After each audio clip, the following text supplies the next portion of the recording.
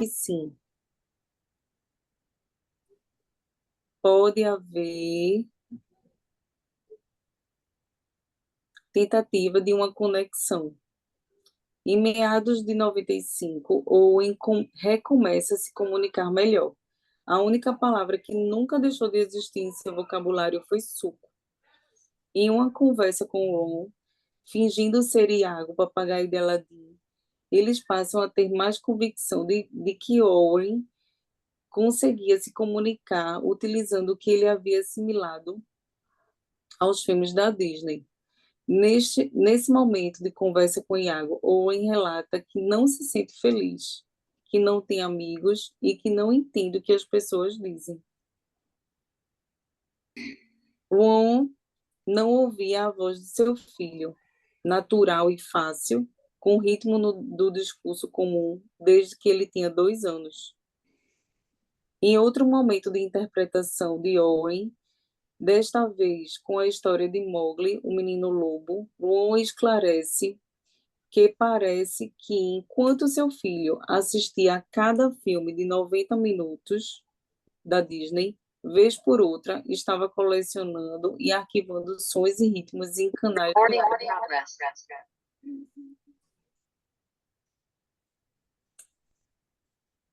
Ele escutou durante anos as palavras, entonação e cadência com significado inescrutável. A partir desses momentos que tiveram com Owen, Cornélia e Ron, começaram a assistir aos filmes de maneira completamente nova. Eles passaram a buscar o que despertava interesse em seu filho e mergulhavam nesse mundo em busca de novas interações. Com isso, o Disney Club começa a sair do porão e passa a acontecer na cozinha, no quintal, na varanda, até no carro começaram a conversar com regularidade através dos diálogos da Disney. O tom se torna tão importante quanto as palavras. Se conseguir canalizar o ritmo da fala, sua cadência e o sotaque, melhor ainda. Ao apresentar dificuldades na escola e ser chamado a atenção por isso, essas dificuldades na escola foi que em um momento ele mexia no cocô, e isso incomodou, né, os profissionais. E em outro momento, acho que no ano seguinte, ele falava muito, né, alto e sozinho, né? Então eles começaram a se queixar disso. E aí ele foi chamado a atenção por isso, né, para conversar, eles foram chamados a atenção para conversar com o Owen. O Owen utiliza falas do filme A Espada Era a Lei. Ao final ele diz, Owen e eu nunca havíamos tido uma conversa assim, mas como Merlin, não sei, e Arthur temos. É um diálogo compreensivo, senciente. A gramática é perfeita, assim como as escolhas das palavras. Será que esta é apenas uma versão mais complexa e interativa de ecolalia? Ou será que estamos realmente conversando? Ron acrescenta que só tem certeza de uma coisa: a afeição que é transmitida pelos personagens do filme passa por nós. E isso ele é capaz de sentir. Com o passar do tempo, enquanto Owen recita as falas dos personagens e sussurra, Cornélia o repreende e diz que não é para ele conversar sozinho e que ela pode conversar com ele sobre o que ele quiser. Owen olha para sua mãe tentando se decidir e diz: Não, está tudo bem. Owen, em seu primeiro ano de ensino superior, encara uma mistura de desafios acadêmicos e sociais. Fez um bom amigo e tem construído sua independência.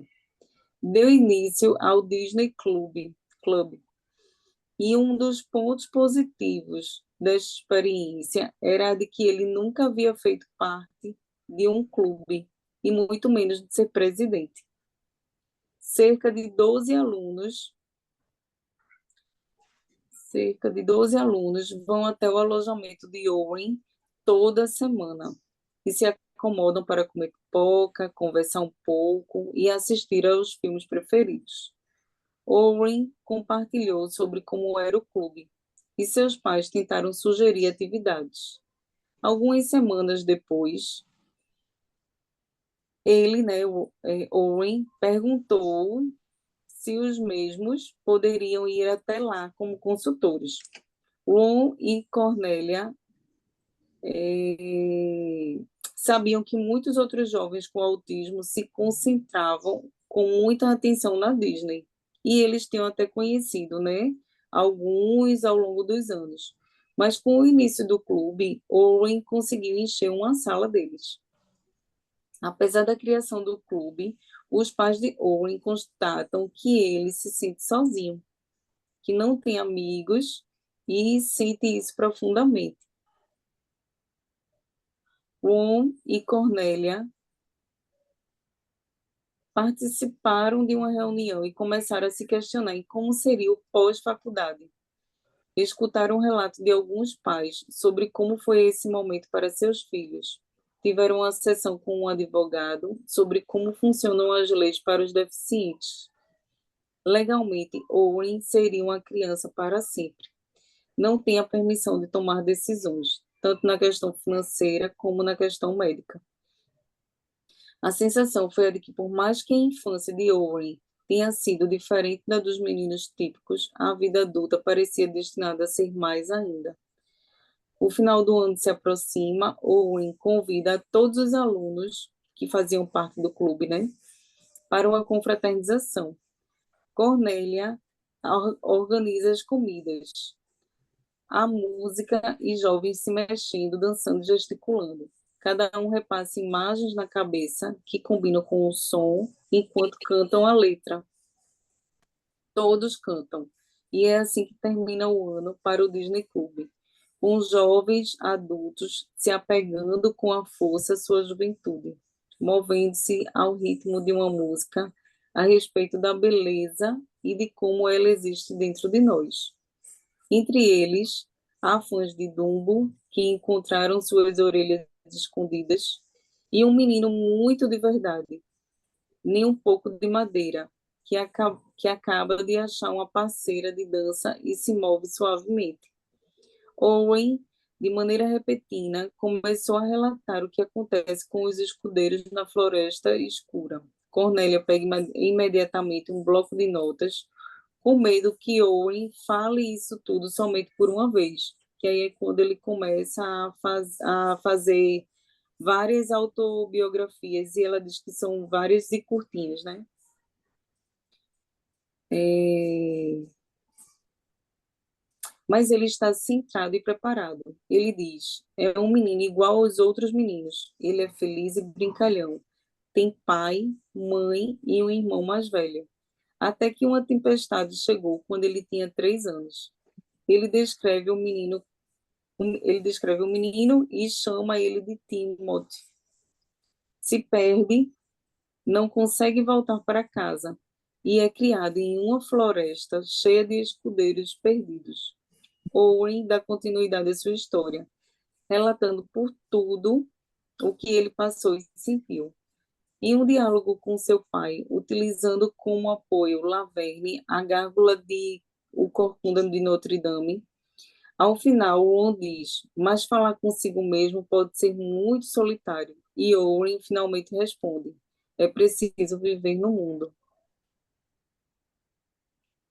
É,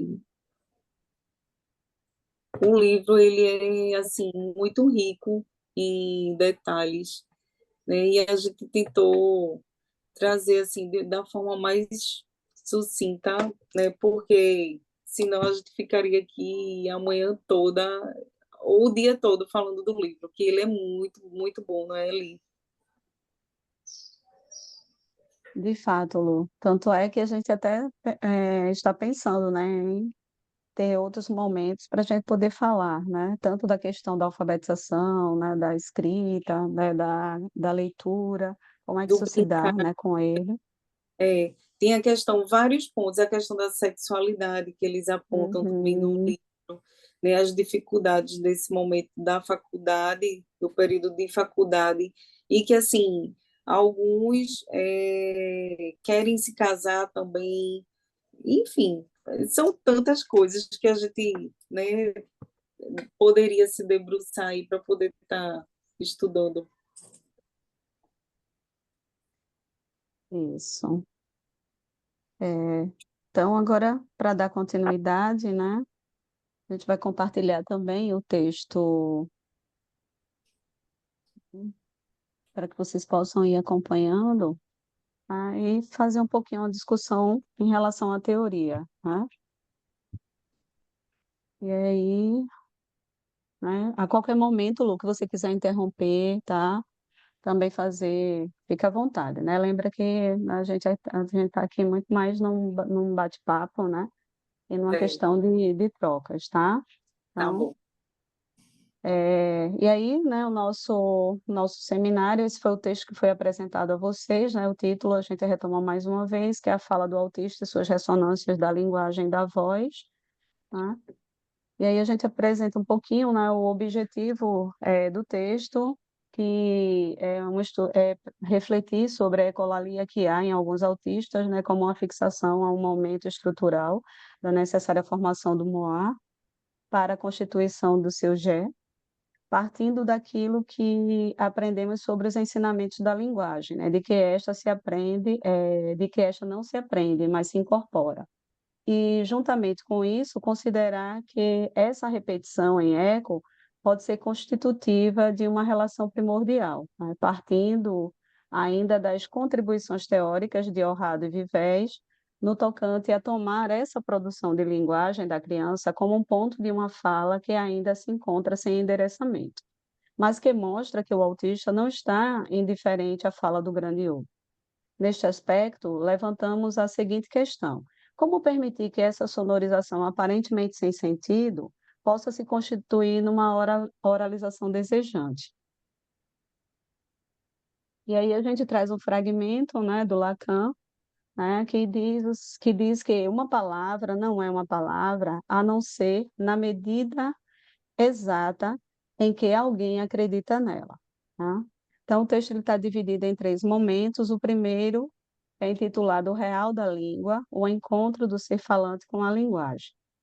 E aqui a gente retoma, né, o texto Função e Campo da Fala e da Linguagem, né, do Lacan, em que ele vai apontar a linguagem enquanto um campo em que a fala opera como função, marcando a importância desta e do exercício da função da fala, que fundamenta qualquer indagação que repense a experiência clínica em seu discurso psicanalítico. Discurso este enquanto uma teoria que abre lugar ao equívoco e ao mal-entendido. Mas o que seria, então, a linguagem para a psicanálise, né? Falamos de linguagem para falarmos de linguagem e psicanálise, é interessante encontrar traços comuns disso que surgiu como la língua, né? Na medida em que está sujeita a variedades e constâncias, lacunas, que permite articular a dimensão do desejo nos seres falantes.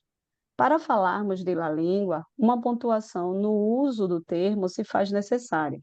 Optamos por utilizar a tradução para o português La Língua, pelo interesse em mostrar a possibilidade que há na língua de brincar com as palavras, com os diferentes jogos sonoros e suas formas possíveis de mudança e de sentido.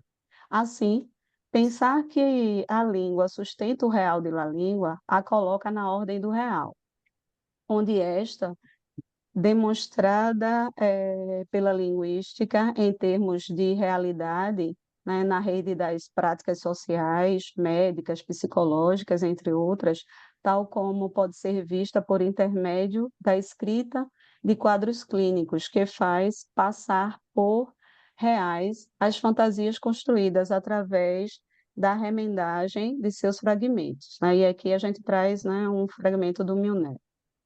É neste sentido que podemos pensar, a partir de La Língua, a distinção existente entre língua, linguagem, fala e falante, visto serem tais definições necessárias diante de uma teorização para pensarmos a existência, a experiência analítica, pensarmos o que se passa pelo exercício da função da fala no campo dessa la linguagem, tá? E aí a gente traz esse termo aí junto, nessa junção, muito mais para e pensar sobre essa proximidade, né? Com esses jogos aí de palavras, língua, la língua, linguagem. Assim, tem-se língua como um sistema, como uma estrutura, como forma, como uma construção suscetível de ser apreendida como objeto com fins de formalização científica. Tem-se também a língua como algo que insiste, atravessa, rasga e perfura. A língua que faz substância, lacuna e ânsia e aponta para a inexistência de uma relação, lugar de um impossível, lugar do equívoco, do inesperado, que se localiza na ponta da língua, da fala, do falante, do desejo, das formações do inconsciente, do sintoma, da transferência, da fantasia, do dizer e dos ditos, né? Mendes. Lacan rompe com a ideia de língua como objeto, como regras e criações para dar corpo a essa palavra que escapa da boca, ressoa no outro, retorna e não escapa aos ouvidos, que é a língua. Termo forjado no corpo a corpo, da boca de um aos ouvidos do outro, que surge ao apresentar sua conhecida tese. O inconsciente é estruturado como uma linguagem. Tese que marca seu primeiro e segundos ensinos, né, e que vão do seminário 1, né, ao seminário 20. Na última aula, intitulado Mais Ainda, o autor apresenta esse elemento novo, a língua, um neologismo que mistura lalação e língua, que é considerado o primeiro contato humano com o eco do fato de que há um dizer. Nesta direção, Lacan busca elaborar alguns pontos que faz atravessar a marca do inconsciente estruturado como uma linguagem na sua relação com o gozo do corpo e a experiência analítica. O primeiro ponto dessa experiência está relacionado à fala e sua função de indicar o lugar da verdade para a psicanálise. O segundo ponto está referido aos psicanalistas por meio do princípio da interpretação, ou seja, o laço daquilo que se manifesta na fala a partir do que se escuta, atravessado pelo gozo. O terceiro ponto traz essa marca da estrutura de linguagem e resulta da insistência com a qual o inconsciente, em tradução, nos entrega daquilo que formula e do qual a interpretação possibilita uma redução de sentido, desse encontro com o registro do gozo. Já no quarto ponto, que Lacan indica a marca do inconsciente estruturado como uma linguagem, segue na tentativa de articular o que é do caráter desse gozo. Para Mendes, esses pontos possibilitam articular que o saber é da ordem do gozo e que tudo depende desse ponto de sustentação pela fala, uma vez que esta, a fala, embarca e sustenta diante desse enigma dos sexos o que se articula nesse nível da castração, nesse ponto de nó, na ponta de la língua, no campo de la língua, ou seja, nessa operação que é da fala no campo da linguagem. Nas palavras de Lacan, a verdade em questão, na psicanálise, é aquilo que, por intermédio da linguagem, quero dizer, pela função da fala, aborda, mas numa abordagem que não é, de forma alguma, de conhecimento, mas direi de algo como indução, no sentido que esse termo, na constituição de um campo de indicação, de algo que é inteiramente real, embora só possamos falar disso como um significante. Quero dizer que não tem outra existência senão a de um significante. Portanto, é neste ponto do semi-dizer o que se trata desta relação ao gozo, por onde a fala assegura a sua dimensão de verdade em la língua. Assim, vemos, consoante Castro, que é o que se estabelece entre linguagem e corpo, o que promove uma localização do gozo generalizado, que, a princípio, toma o organismo humano. Antes da chegada da língua, ou antes da chegada da linguagem, sobre a forma de La Língua, o organismo humano é um puro gozo. La Língua, o enxame de sonoridades que toca ao humano, é então o primeiro momento de aquisição da linguagem que podemos considerar. Notemos assim que a criança está imersa nessa materialidade da linguagem, que Lacan nomeia como La Língua, um funcionamento em que os fragmentos prescindem de significação linguística e são destacados pelo modo como soam, ressoam e repercutem no corpo. Aí a gente traz a Nina Leite e o Souza Júnior. O termo ressoam aponta para os efeitos de La Língua ao tanger o corpo. Pensar nos ecos do dizer sobre o corpo da criança é pensar em um dos conceitos fundamentais da psicanálise, a pulsão, que Freud forjou na tentativa de articular o que faz a especificidade do funcionamento do psiquismo humano, quando em comparação com o funcionamento instintivo dos animais. Desse modo, tomaremos primeiramente a voz em sua materialidade sonora, em seguida, a voz como uma das formas de objetuar, ou seja, a voz como objeto pulsional, uma vez que não há como não pensarmos a partir dessas qualidades que a voz ou fala do grande outro incide no corpo do autista. Consideremos, no trabalho psicanalítico, o cuidado com a voz como fundamental para se dirigir a uma criança com manifestações autísticas, visto que as faces do som, em suas qualidades e materialidades, na sua relação e diferenças com a música, o canto, a voz e a fala, permite pensarmos sobre as estratégias desta clínica. Isso porque a voz para o autista não funciona no circuito pulsional por não ter sido constituída de uma relação de gozo com o grande outro. Desse modo, é possível que na relação primordial com a voz do grande outro, essa voz, ao incidir no corpo do ínfant, tenha feito eco e não tocado afetiva e efetivamente. O gozo do grande outro não foi capaz de se inscrever nesse campo, impossibilitando uma escrita no corpo de um gozo outro. Logo, no autismo, as diversas formas de sonoridade, voz maquínica, né, vocalização artificial, músicas, são mais facilmente investidas e bem mais toleradas do que a voz natural, porque pode permitir a estruturação de um ponto silencioso no lugar da voz, possibilitando, então, que o autista viva a renúncia ao seu gozo vocal, o que torna possível uma articulação entre voz e fala.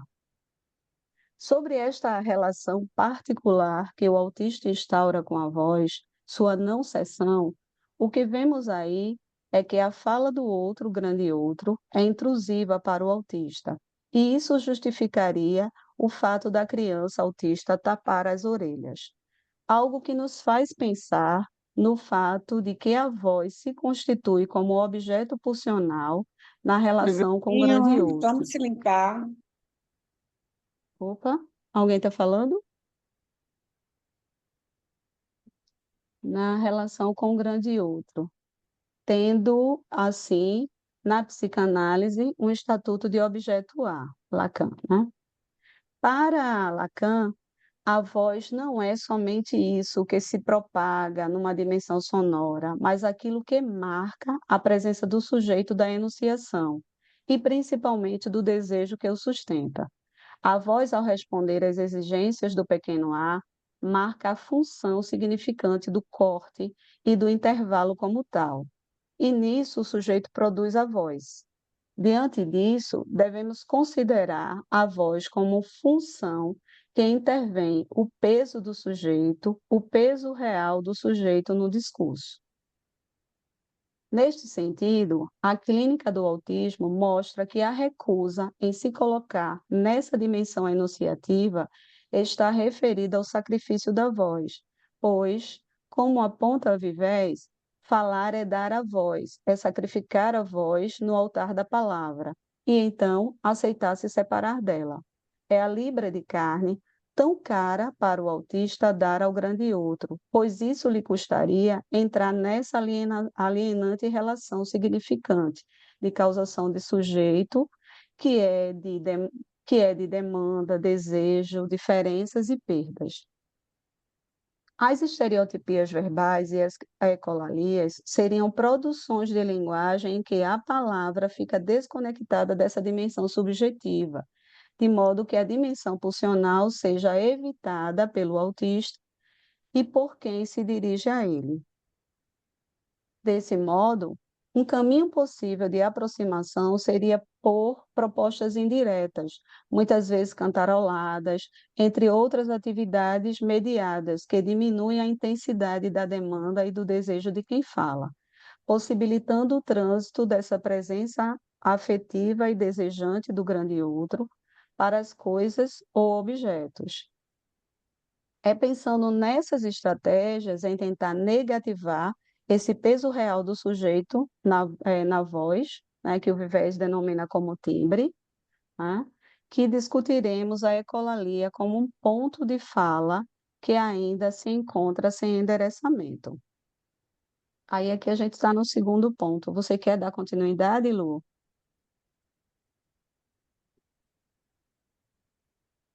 Pode ser ali. Aí tu retoma no terceiro. Tranquilo, vamos.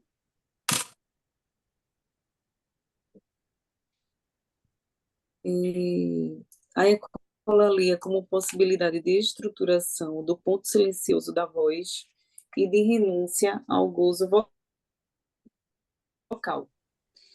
Pensemos o ato da criança que tapa os ouvidos diante da fala do grande outro como com uma uma específica específica suportabilidade da suportabilidade da voz. voz. E, deste modo, uma maneira Eu acho que tem microfone aberto, né? Uma maneira de retenção ao que essa voz ecoa. Esse parece ser um ponto interessante e que merece maiores estudos. Nossa aposta recai no que sugere Mendes, essa retenção como análoga aos músicos e cantores, que usam retorno de ouvido com o auxílio das mãos, que ajuda a abafar ruído e amplificar o som da voz e outros instrumentos, para que possa ouvir melhor o que eles soam, além de ser um aparato de proteção. Para isso, recorremos ao estádio do eco, de Porges, como uma estrutura topológica que indica um caminho entre vários que podemos percorrer. Já que não está fixado em uma etapa do desenvolvimento, porque a voz em seu estatuto de objeto funcional, remetido ao desejo do grande outro, deve ser pensada ao longo de todo o processo e não situável em nenhum estágio. E No aqui, livro A Lu, eu Voz do acho que a Eco, gente. de Porges, tá, Vá, continue. Não, eu só queria falar um pouquinho nesse ponto aí, né, da gente poder pensar, principalmente porque às vezes quando a gente está discutindo com os alunos, né, que fazem atendimento com adultos, tal, e aí a gente vai falar desse sujeito, né, constituído pela linguagem, às vezes eles se perguntam, né, por que que a gente precisa ter que estar estudando essa constituição aí subjetiva para poder, já que eu faço atendimento com adultos. Então, né, a gente já vai pensando aqui, né, que isso perpassa o sujeito, né, como um todo e não necessariamente situável no estágio, né? E também uhum, quebra, né, com aquela ideia, se a gente for pensar também no campo em relação à, à educação também, né? E a questão biológica, né, de estágio, né? Entendeu? Então, é algo. Era só para chamar a atenção quanto a isso. Tá, pode continuar, Amada. Porges propõe um estágio do eco enlaçado ao estágio do espelho, recuperando a obra de Ovídio em que o mito de Narciso está articulado ao mito de Eco, indicando que este último mito se inicia como uma pergunta da mãe de Narciso para Tiresias, se o filho teria uma vida longa, ao que Tiresias responde, se ele não se conhecer. Partindo desses mitos, o autor faz uma observação afirmando que, quando Narciso se contempla no espelho, há uma reduplicação da sua imagem, que é totalizante. Já em Eco, há uma reduplicação da voz, que é parcial, visto que a ninfa somente repete uma parte do que lhe foi dito. Nessa articulação entre o estádio do espelho de Lacan e o estádio do eco, tem-se que é a partir de então que se pode separar o eu do objeto A. O estádio do espelho não pode ser dito estádio do olhar. Ele é um estádio de disjunção do olhar e da visão, uma vez que o objeto A não tem absolutamente imagem especular. Nesse sentido, há estádio do eco no estádio do espelho, e ele não é estádio da voz.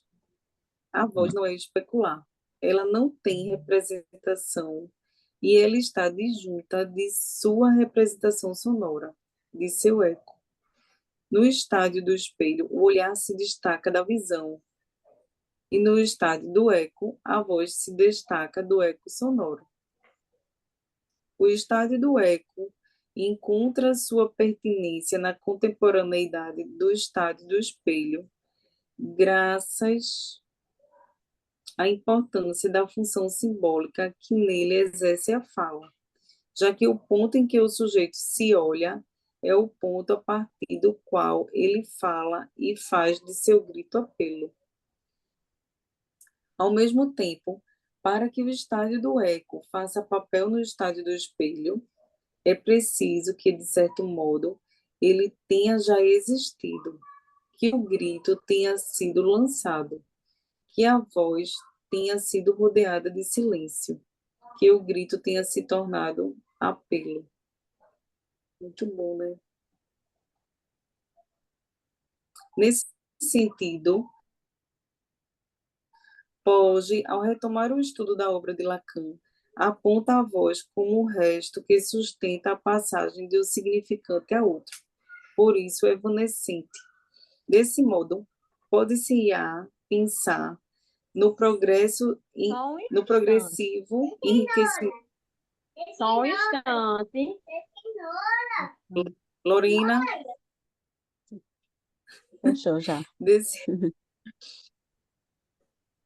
Pensar no progressivo enriquecimento dos balbucios de bebês com menos de 6 meses. O choro do recém-nascido, que antes era ininterrupto, passando a ser choro com intervalos.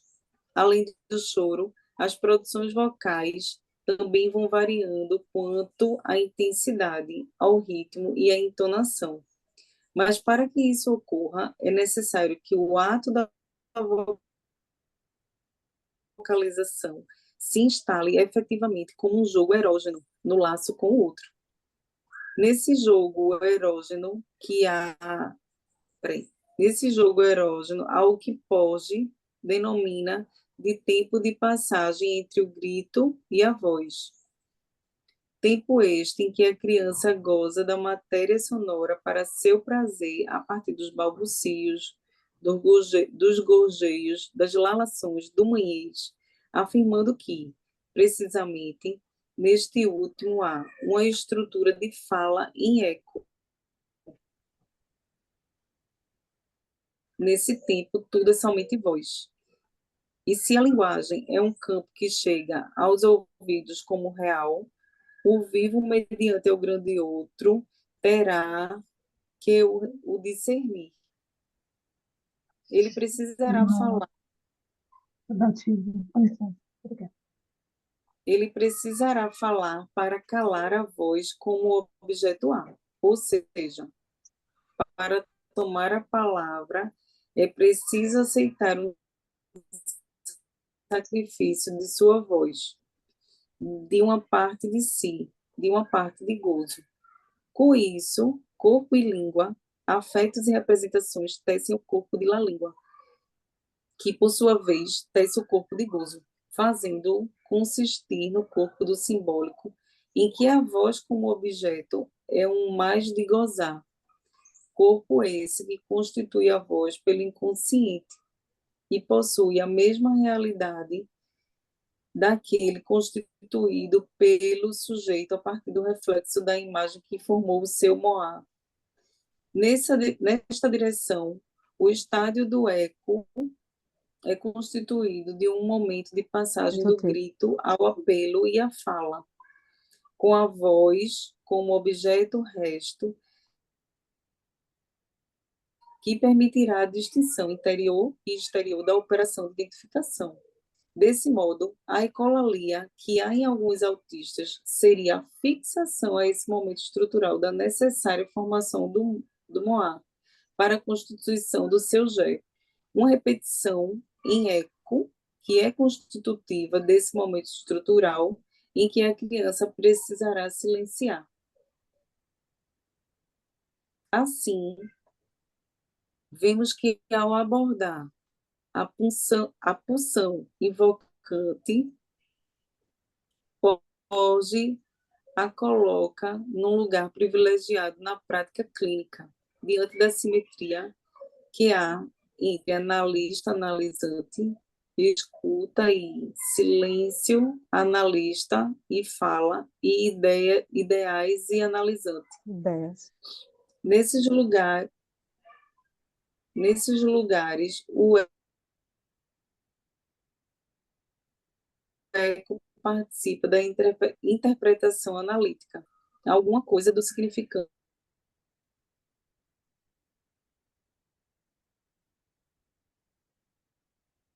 Eu acho. Lu.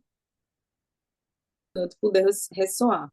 É o eco que faz também, é o estádio do eco, que o estádio do eco permite desdobramentos ao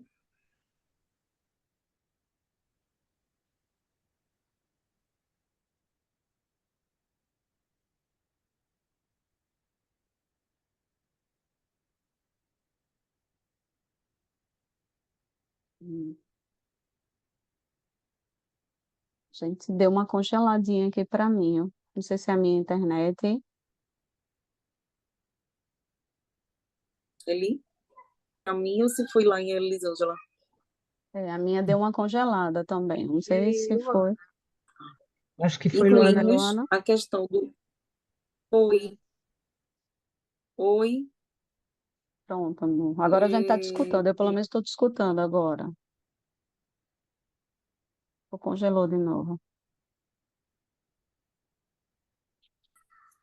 Lu?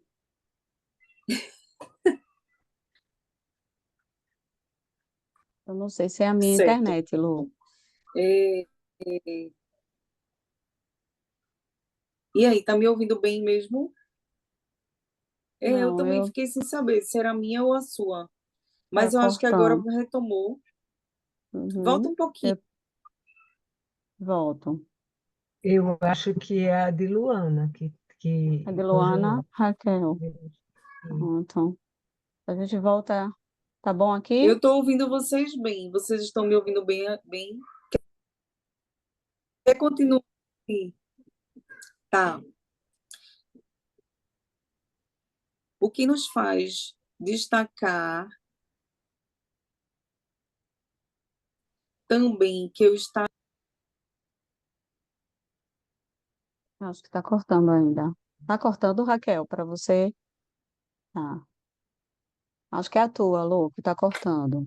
ali, Ah, sim. passa um pouquinho. É, pronto. Tá cortando, tá? Pra gente aqui.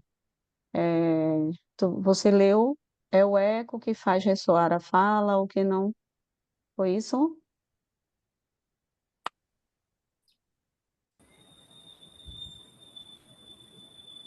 Acho que Lu O que congelou nos faz novamente. destacar também que o estádio do eco permite desdobramentos aí passa para a próxima página.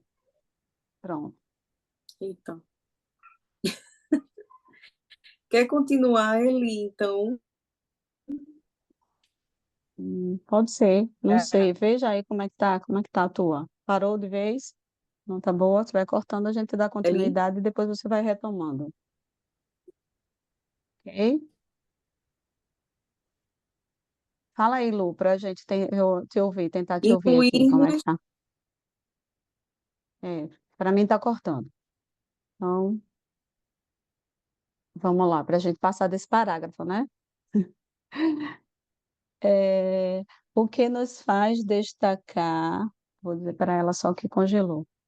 É o que nos faz destacar também que o estádio do eco permite desdobramentos ao incluirmos a questão do autismo, dos autismos, né? Trazendo fundamentos que apoiam a abordagem de fenômenos clínicos, em que a voz adquire um lugar de destaque. Nesse caso, a ecolalia no autista não ficaria reduzida à ilustração de um estado do espelho, que se constituiria fora da fala, permitindo trânsitos e relações. Se considerarmos que a repetição em eco é constitutiva de uma relação primordial e que a linguagem não se aprende, mas se incorpora, poderíamos tomar a ecolalia como um momento lógico da incorporação da linguagem, como um ponto de uma fala que ainda se encontra sem endereçamento, mas que mostra que o autista não está indiferente à fala do grande outro. A questão será: se falar implica ceder a voz, o autista cederia até que ponto? Pensamos que as diversas formas de sonoridade, voz maquínica e vocalização artificial, música, são a prova dessa tentativa de estruturação do ponto silencioso no lugar da voz, possibilitando que o autista viva a renúncia de seu gozo vocal e a possibilidade de uma articulação entre voz e fala. Mas como escutar a fala do autista? Como permitir que essa sonorização aparentemente sem sentido possa se considerar numa oralização desejante?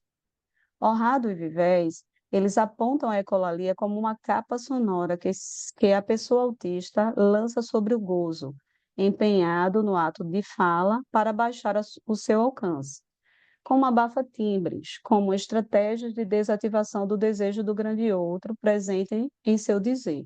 Ou seja, a ecolalia é uma criação do autista para encontrar para si uma voz para poder falar.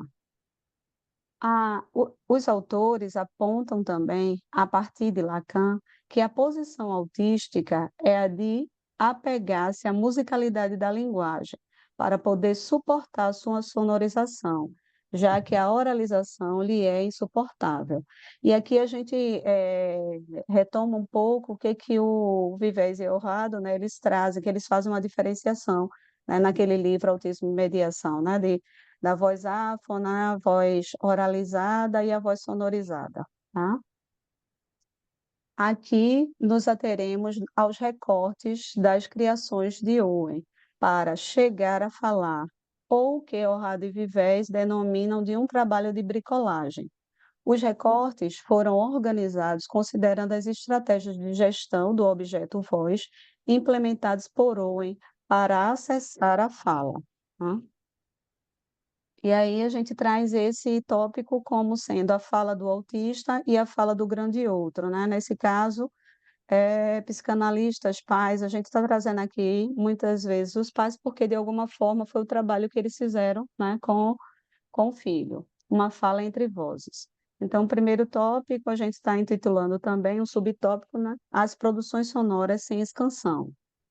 Aí a gente traz recortes mesmo, né, e alguns vão retomar um pouco do que a Luana trouxe, né, lá no resumo do caso. Então, o Owen está na cama, né, alheio à nossa chegada, murmurou coisas sem sentidos. É a sua voz, é a sua voz. Ouvimos muito isso nas últimas semanas. Cornélia achou que ele quisesse dizer suco, né, mas ele se recusa. Estava passando a Pequena Sereia e nós nos acomodamos nos travesseiros, já assistimos aquilo uma dúzia de vezes.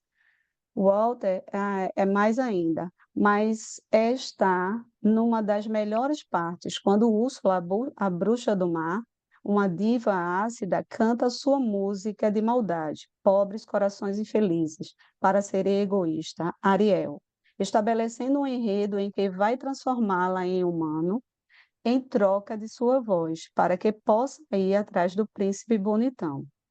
Na tela, a música termina. Owen ergue o controle e aperta a tecla para voltar. Vamos lá, Owen, deixa correr, Walter resmunga.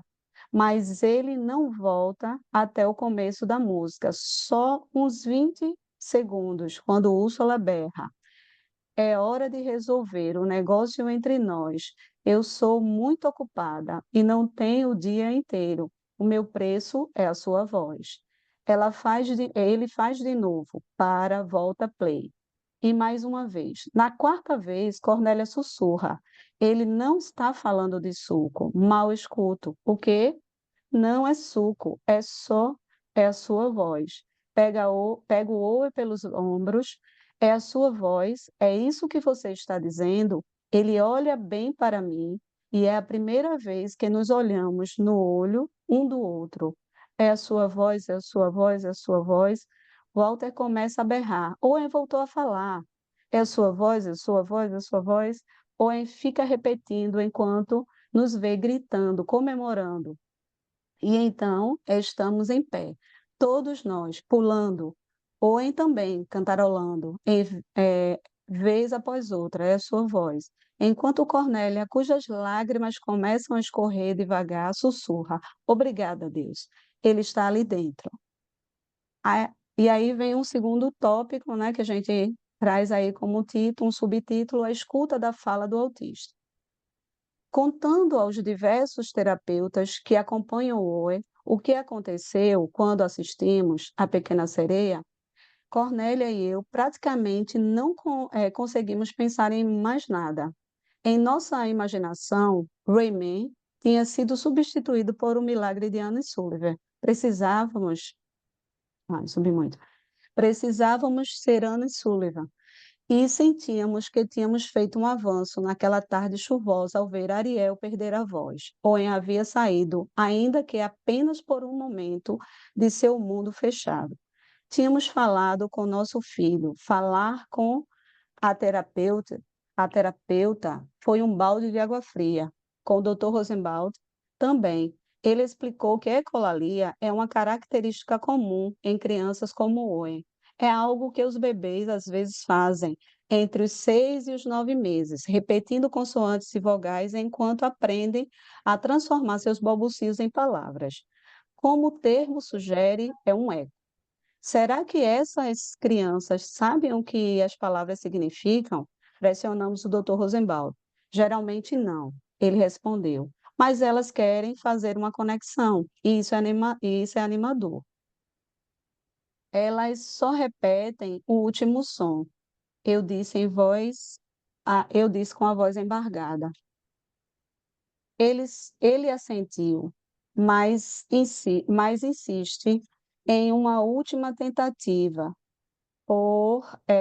porque ele ficou voltando, mas insisti em uma última tentativa, porque ele ficou voltando a essa parte específica durante semanas, talvez até mais, e escolheu aquela frase entre tantas em um filme de 83 minutos. E o Dr. Rosenbaum deu de ombros, né? Não tinha como saber. Owen está começando a falar no primeiro semestre de 95. Não é muito, só algumas palavras em sucessão. Sai uma coisa estranha, sem ritmo, que não tem nada a ver com antigamente. Na verdade, soa um pouco como Ellen Keller. É como alguém que não escuta, tentando falar. Sons abruptos proferidos por necessidade. Suco, nunca foi embora. E vieram carro meu, quente, frio, mas agora as palavras não parecem estar construindo nada além de um aglomerado de duas ou três.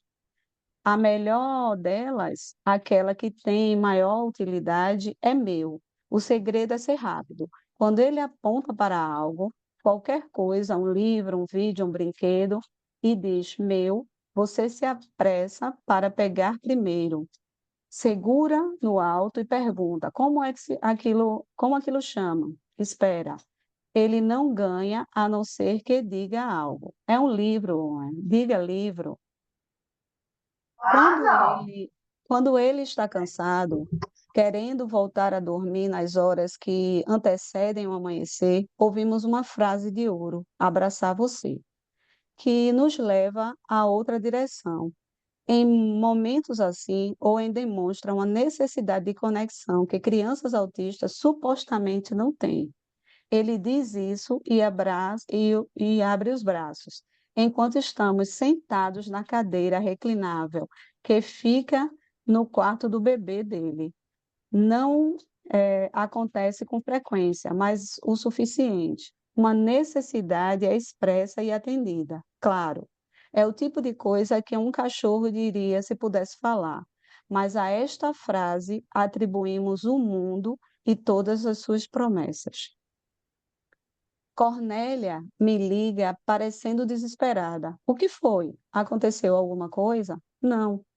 Ela responde: ele está fazendo aquilo de novo, de falar igual ao filme. E daí? Eu penso. Ele faz isso desde a sua voz. E é só ecolalia, coisa de papagaio. Ou é só estar repetindo sons. Sei que ela está sacudindo a cabeça de um lado para o outro. Cornélia explica como se estivesse falando com uma criança que acaba de decifrar a frase sem sentido que ele tem usado no último mês. Ele anda vendo a Bela e a Fera, sem parar e repete: desatou, tô no interior, de modo regular. Estava fazendo aquilo enquanto Cornélia falava comigo. Você não vai acreditar. A essa altura estou ansioso. O quê? O quê? A beleza está no interior.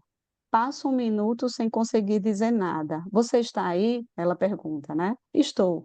Só não consigo acreditar. Digo, finalmente, de todas as frases, essa. É disso que o filme fala. Esse é o tema. Será que ele está mesmo entendendo o que vê?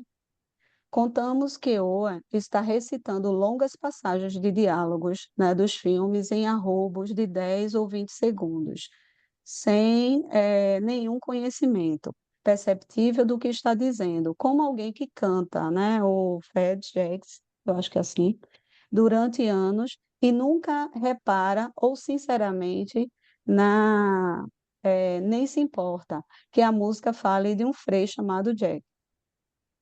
É, Na escola, esse impulso recitativo está se tornando um problema, algo a ser remediado. Ele fica repetindo as frases, né, quando deveria estar em silêncio, ou tentando, ou numa atividade com os outros.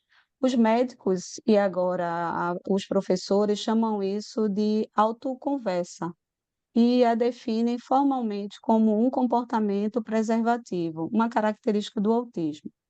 Depois de a sua voz e Beza está no interior, não vamos fazer nada que eu tire da frente da tela, né? Até porque houve uma recomendação médica, né, de que não passasse tanto tempo, né, em frente à tela, né, que eles estavam preocupados, que ele passava muito tempo.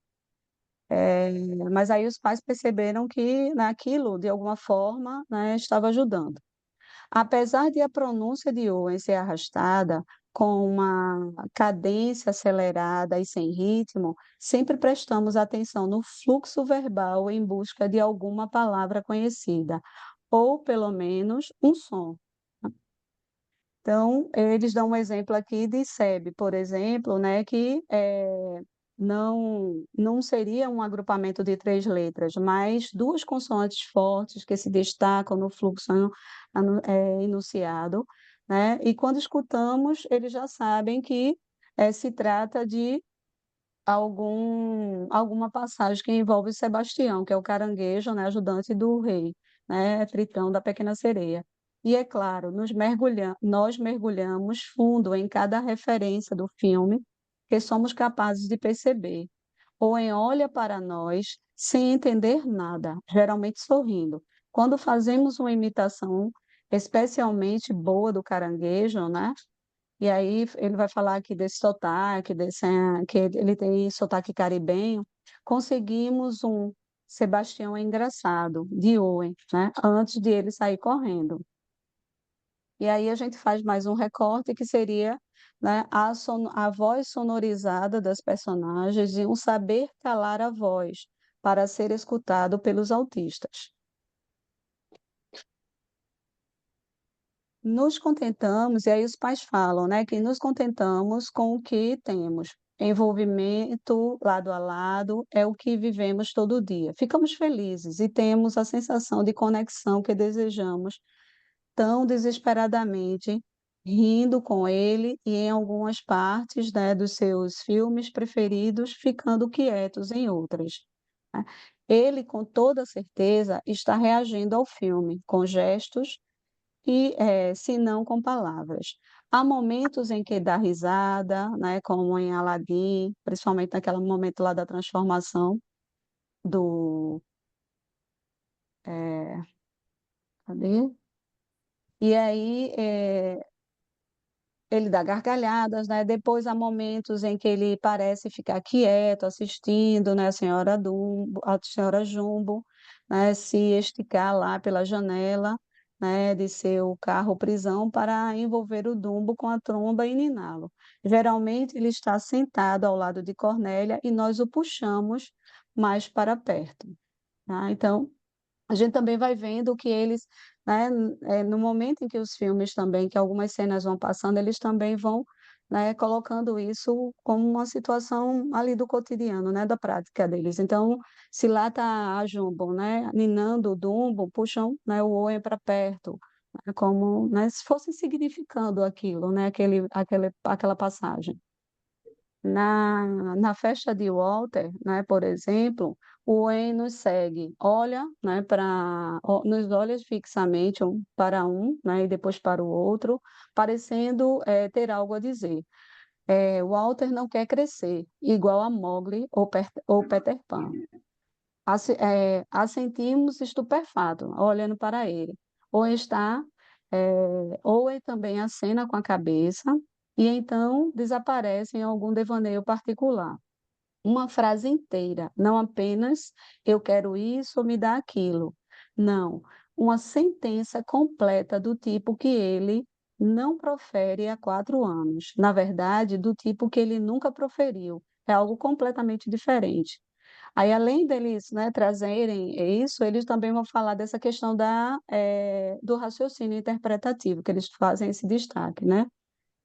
Que ele supostamente não é capaz de elaborar. Alguém que chora em seu aniversário não quer crescer.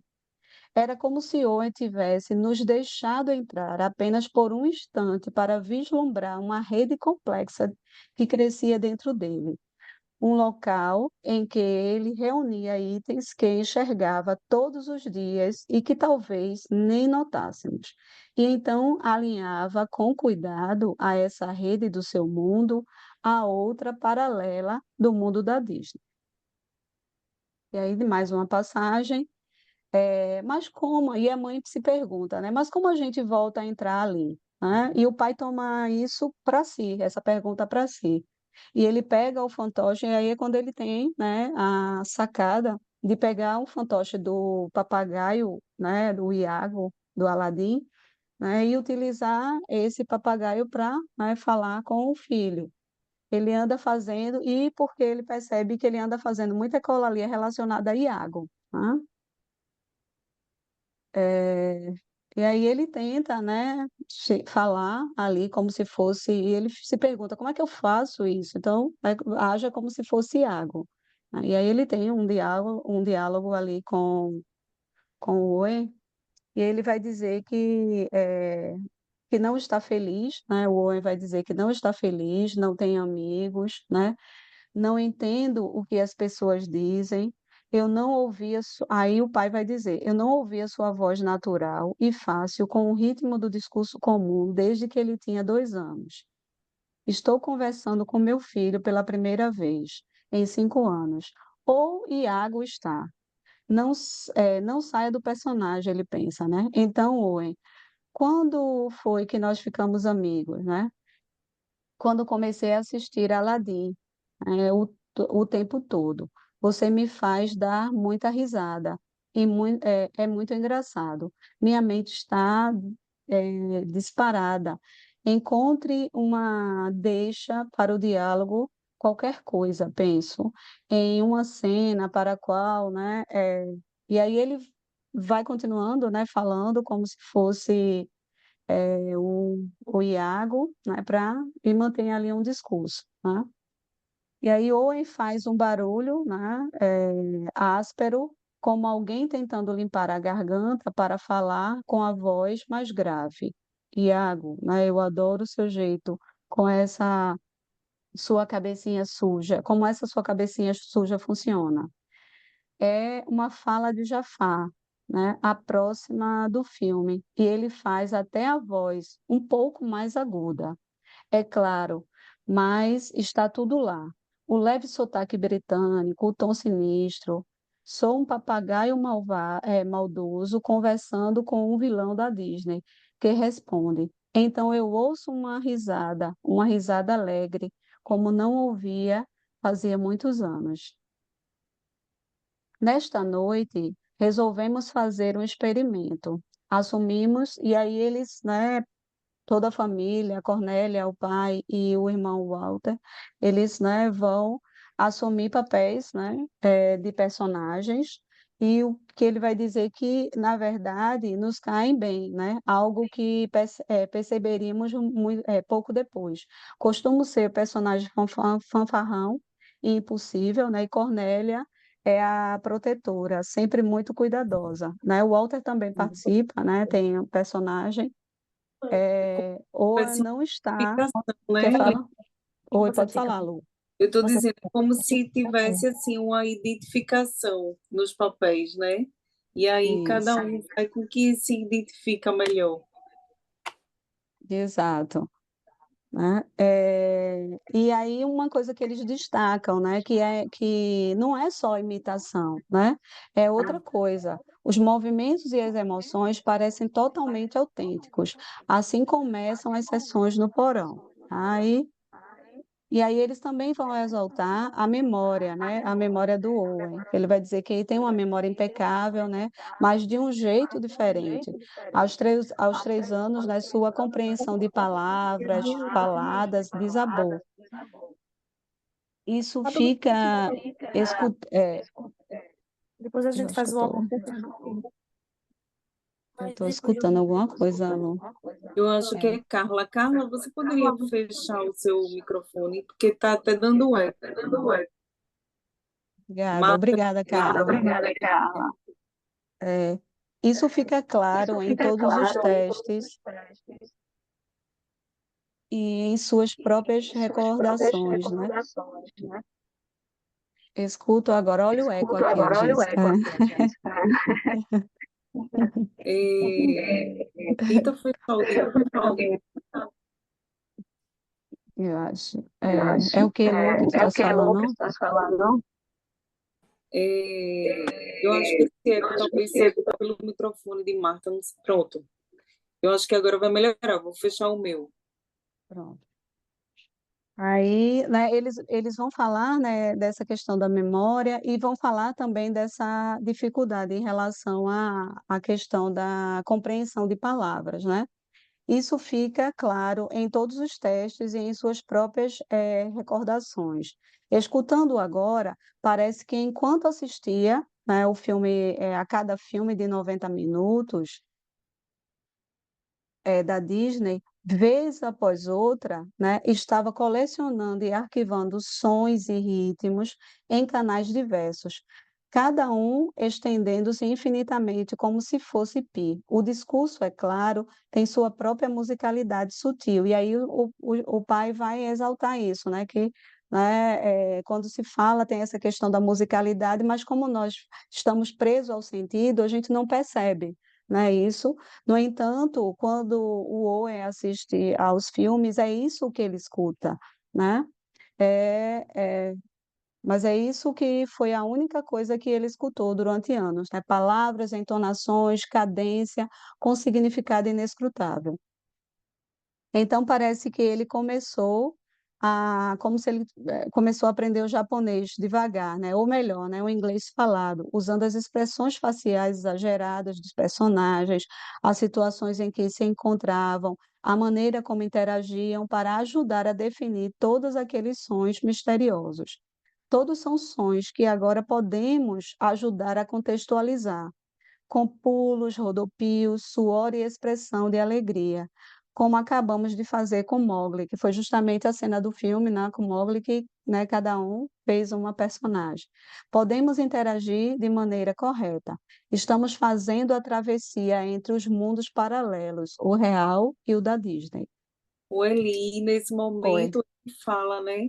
Ele enfatiza que, assim, não entendia o que as pessoas falavam e que os filmes ajudaram demais nessa questão do que tu falou, da expressão exagerada dos personagens, foi que ajudou ele a compreender, a entender, porque o que as E, pessoas falavam para ele era meio que incompreensível, né? Naquele e, momento. isso, Lu. E assim, a todo momento os pais estão significando, né? Estão Uhum. tentando, né? Significar essas produções do Oi e dar sentido ali, né?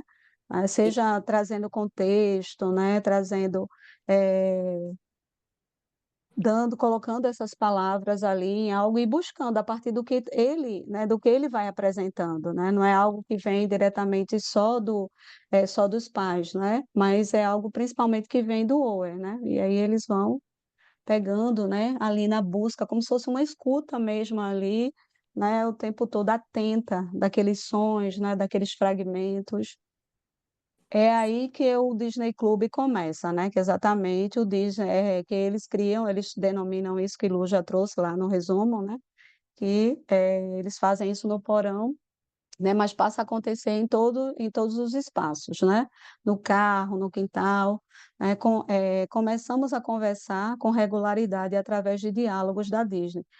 Escolha uma fala e recite para ver no que dá. Aí eles vão dizer aqui uma coisa que é assim fundamental, né? Que a gente, em todo momento que a gente foi lendo, né, Lu, e a gente foi vendo, principalmente o que a gente está destacando em relação à teoria, o que é que o pai traz aqui, né?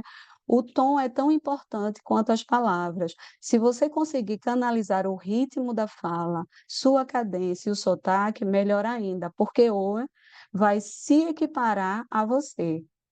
E aí ele dispara a fala, né, seguinte, cheio de alegria, acende como se fosse um vagalume. E apesar de todas as falas, né, terem sido roteirizadas, né, por outras pessoas, né, nós literalmente nos comunicamos por meio desses textos e das histórias que contam, tá? E aí ele vai trazer aqui, né, a gente destacou aqui aquele momento em que ele está conversando com o filho, né, mais precisamente nos papéis ali de Merlin, né? E agora eu esqueci o nome do personagem de Owen. Arthur, E Arthur, né? Que é o rei Arthur. É um diálogo compreensivo, e aí ele chama a atenção nisso, né? A gramática é perfeita, assim como a escolha de palavras. E aí aí é quando ele faz esse questionamento, né? Será que esta é apenas uma versão mais complexa e interativa de ecolalia, ou será que estamos realmente conversando? E aí não sei dizer qual é o limite, mas tenho certeza a respeito de uma coisa: a afeição que é transmitida pelos personagens do filme, né, os quais Owen já assistiu umas 100 vezes, passa por nós, e aí disso ele tem certeza, ele pode sentir, né? E aí a gente já está finalizando, tá, pessoal? Estamos interessados no mundo de Owen, e aí é outro recorte também que a gente traz, porque acho bem importante, né, isso que os pais colocam. Eles estão interessados no mundo de Owen, mas não de um modo desajeitado e intrometido. Temos curiosidade e somos respeitosos. Quando fazemos perguntas a ele a respeito do que os personagens fazem e sentem, é uma deixa para que Owen fale. O resultado é que o discurso pragmático dele está melhorando, assim como as ilhas de expressão mais complexas, né, correndo de um lado, assim como as ilhas de expressão mais complexas.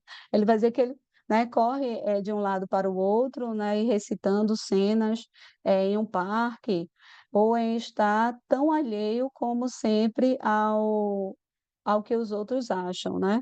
Mas aí o que eles vão destacar é que o ponto de vista deles é que mudou, né? A visão deles foi que exatamente o que mudou em relação a essas produções de Owen, né?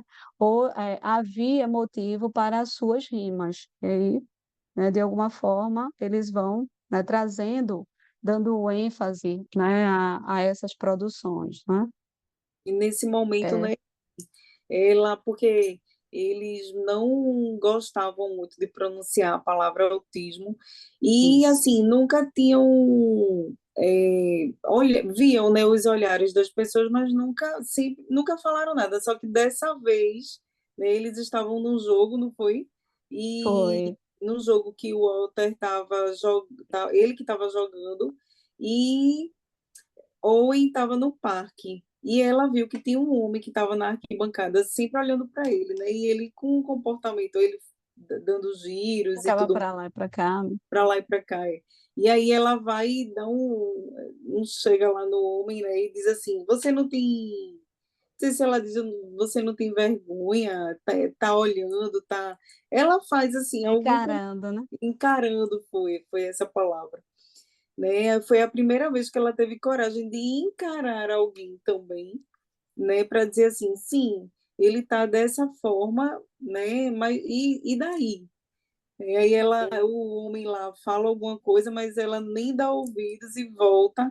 E aí o marido dela diz, né? Ela voltou tremendo porque foi a primeira vez que ela, né, fez isso. Mas assim, Tenta alguém, né? pois é. E nessa cena também, Lu, é bem interessante, porque ela significa uma brincadeira, né? Porque ele está Sim, correndo é. de um lado para o outro, né? E aí ela olha para Oa e pergunta: Você está brincando de quê? E aí ele não responde, né? E é como se estivesse ignorando. Aí ele se baixa, né? Ela se baixa também e imita a gárgula lá do Corcunda de Notre Dame, né? E aí aí é quando ela fala como se fosse a gárgula e aí ele responde, né? Aí ele diz qual seria a gárgula que ele vai ser, tal, e ele continua brincando. Aí ela fala: Eu vou assistir, eu estou querendo ver o jogo do Walter. Então, eu vou estar ali na arquibancada, qualquer coisa eu estou por perto. Aí ele olha, né, ela seguir e continua lá, né, na brincadeira. Então, é bem bonita a cena, né? É verdade. E assim, em todas as cenas que eles trazem, é como se eles fizessem de fato isso, né? Vão dando sentido realmente, né? Vão sempre buscando, né, a partir dos sinais que Owen traz, para eles irem dando o Uhum. sentido mesmo, né? E aí, só para a gente fechar, né, para a gente abrir para as questões. Então, o modo como os pais pontuam, né, algumas constatações mostram como podem ser distintas as leituras de um determinado fenômeno, partindo de diferentes concepções de linguagem. Isso permite um sentido outro a essa repetição tão insistida pela criança. Haveria aí uma busca pela criança de um deslizamento, de que um deslizamento seja possível, ou seja, né, uma escrita para uma outra coisa, para uma outra palavra, para um sentido outro. De todo modo, esse sentido precisa vir do outro. A exemplo de pensarmos, né, nos jogos com as falas dos personagens que parecem apontar para um ponto de vista da psicanálise, ponto de vista estrutural, em que uma leitura é feita a orelhas. Assim, o modo como o Owen habita a linguagem mostra impasses e impossibilidades que exigem cuidado e mediação. No entanto, é preciso saber ler e escutar para usufruir dos ensinamentos dessas produções, uma vez que essas manifestações da criança se encontrariam, portanto, inaudíveis à espera de serem decifradas por meio de uma abordagem cuja leitura possa se guiar na importante acessão lacaniana de que a linguagem é um campo que possibilita a fala, e o exercício de sua função significante. E aí a gente finaliza, né, com um parágrafo aqui, e aí Vivés destaca como essas novas estratégias criadas para dialogar com o autista têm trazido vivências e experiências enriquecedoras para a clínica psicanalítica. A voz do psicanalista funcionaria como uma mediação, como uma função de coro, né? E aqui a gente traz né? E acalanto junto ao autista. E aí o coro seria a gente poder pensar, né? Podemos fazer uma analogia com a função do coro do teatro trágico, né? Do teatro trágico grego. As vozes do coro não só acompanham o público amparando, né? Como reagiam, né? Às tragédias, dando indicações relacionadas aos segredos, aos medos, né? Aos enigmas do drama humano, tá? A gente também vê isso, né, quando o Didier traz isso também na questão, né, essa questão, né, do coro, né? Inclusive, para falar da fala, eu acho que eu esqueci agora o nome da personagem que sai do coro e aí ele se separa do coro para poder falar, né? Para poder ter uma fala, ele precisa sair do coro, mas até então é preciso, se for pensar nessas estratégias, no modo de mediação, né? É preciso fazer calar essa voz um pouco, né? Para poder escutar e ser escutado pelo autista, né? E aí a gente finaliza, né, com um quarto ponto que a gente vai deixar em suspenso, né? Aqui é que aí seria a aquisição da leitura e da escrita, mas isso já seria uma outra história. Então, muito obrigada. Quer falar alguma coisa, Lu, para a gente abrir, né? E aí as referências. Eu vou pausar aqui, tá? Para a gente ver todos os rostinhos. Bruno ainda está por aí? Eu Ou acho Silvia já pode assumir agora? Silvia, assuma, por favor. então, substituindo o Bruno, não é, que precisou sair, e vamos agradecer, não é, a Luana e a Elisângela a apresentação desse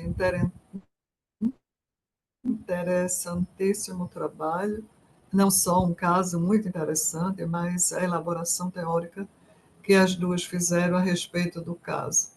Não é, as respostas oferecidas para explicar as ecolalias de Owen, não é? E também as questões que o trabalho levanta.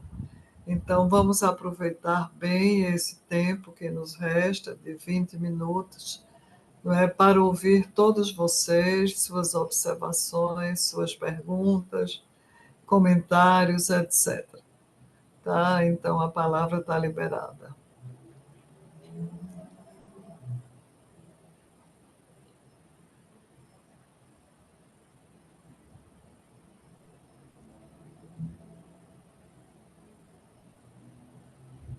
Bom dia. Mais uma questão. Eu gostaria de saber se no âmbito da Minar, de Recife, vocês utilizam, de alguma forma, né, esses casos clínicos, né, que são bem atuais, né, e, e qual tem sido a repercussão, qual tem sido, não só para as crianças, né, e adolescentes e adultos, mas também qual tem sido a aceitação por parte das famílias.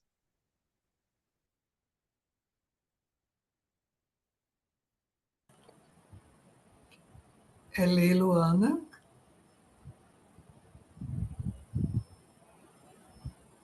Vocês Acho que querem? essa você pode responder, né, Silvia? Eu acho que é voltado muito mais para a Uninar. Veja, Eli, a voz de Marta não chegou muito clara para mim. Então, eu prefiro que você, Luana, ou Luísa, ou Tereza possam responder.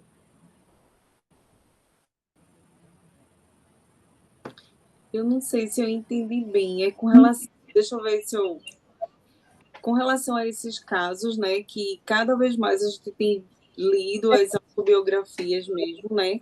Na clínica, como isso tem repercutido. É isso? Pelo menos a experiência que eu já tive, assim, muitos pais nem não têm, assim, acesso a esses trabalhos que esses autistas fazem, né? Eu, pelo menos, não tenho.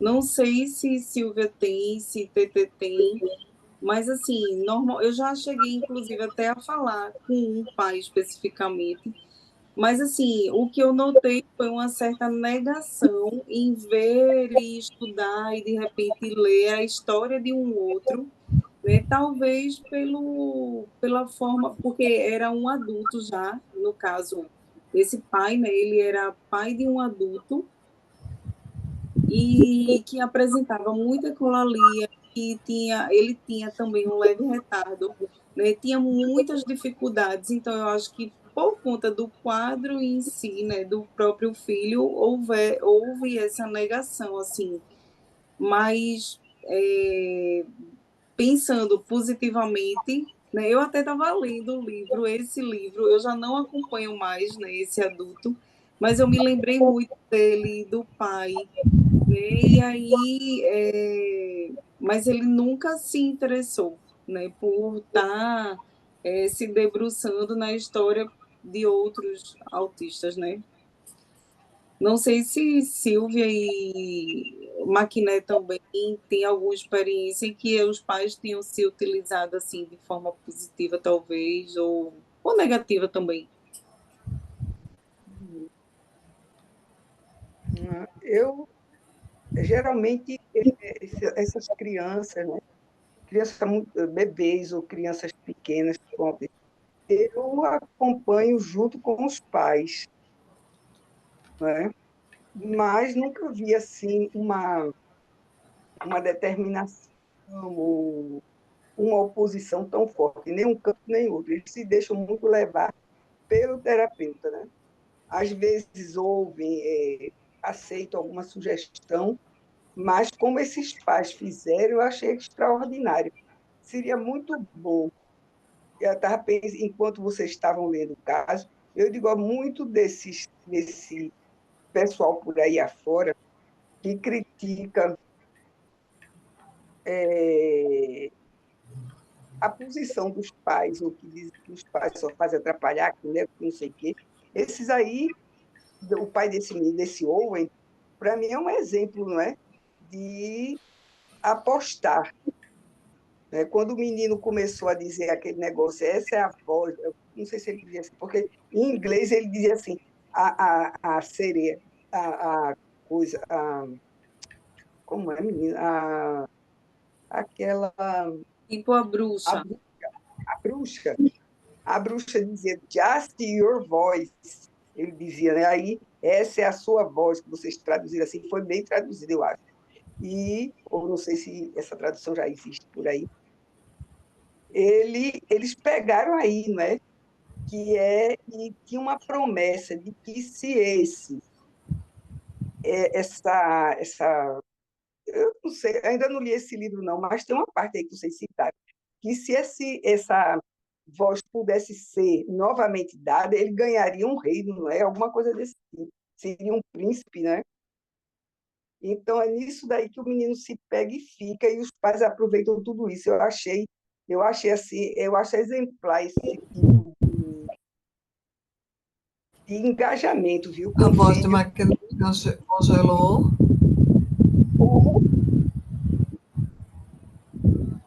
Não, Porque Silvia Silvia, cortou só um pouquinho, Silvia, mas não congelou, não.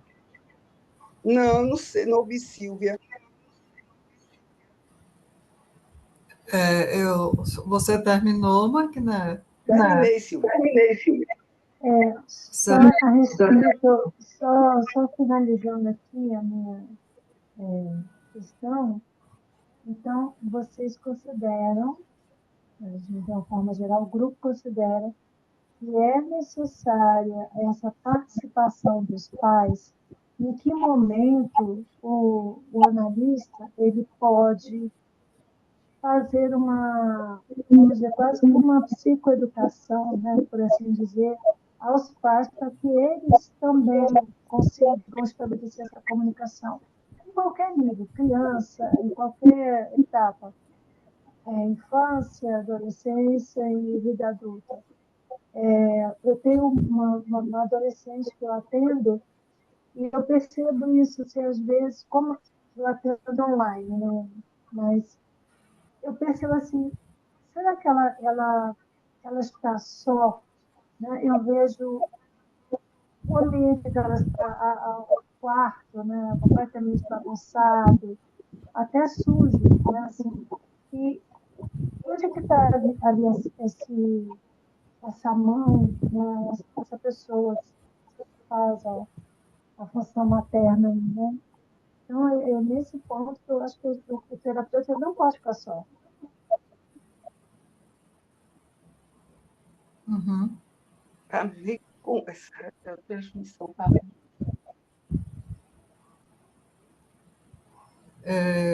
Marta, veja, o caso em questão, não é, se passa num outro país, não é, que tem uma realidade bem diferente da nossa. E além disso, os pais, né, do Owen são pessoas, não é, bem preparadas. O pai é jornalista, a mãe é diretora de escola. Então, são pessoas que têm, não é, um nível escolar bastante alto, não é?